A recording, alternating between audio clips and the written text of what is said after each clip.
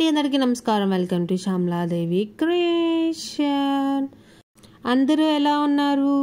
నేనైతే చాలా బాగున్నాను.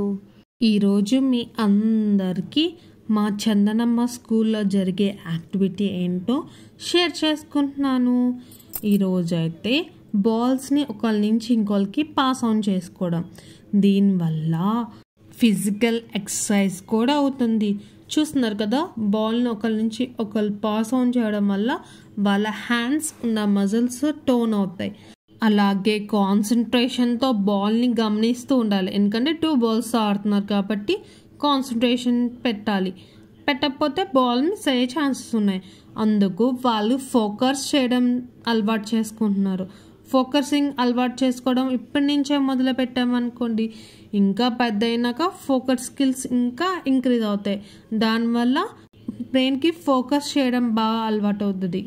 అలాగే మనం ఎప్పుడు ఆటలు ఎందుకు ఆడతాం? మన స్ట్రెస్ని అంతా రిలీఫ్ చేసుకుని హ్యాపీగా అందరితో ఎంజాయ్ చేయాలని కదా. దానివల్ల మన మైండ్ కూడా రిలాక్స్ అవుద్ది.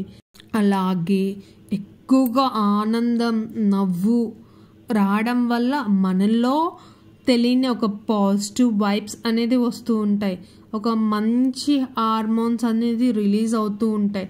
దానివల్ల మన బ్రెయిన్లో ఉన్న నర్వ్స్ ఇంకా యాక్టివేట్ అవుతాయి. అందుకే పిల్లల్ని ఎప్పుడు హ్యాపీగా ఉంచాలి. అలాగే వాళ్ళకి ఎప్పుడు మంచి అలవాట్లు, మంచి జ్ఞానాన్ని మనం ఎప్పుడు ఇస్తూ ఉండాలి. ఆ జ్ఞానం ఎప్పుడో అప్పుడు వాళ్ళకి ఉపయోగపడుతుంది. వాళ్ళకి అర్థం అవ్వదు అనుకోకండి, వాళ్ళు చాలా తెలివైన వాళ్ళు, వాళ్ళకి అన్నీ అర్థమవుతాయి మనం మాట్లాడే ప్రతిదీ. కాబట్టి చాలా జాగ్రత్తగా మాట్లాడండి. బాయ్.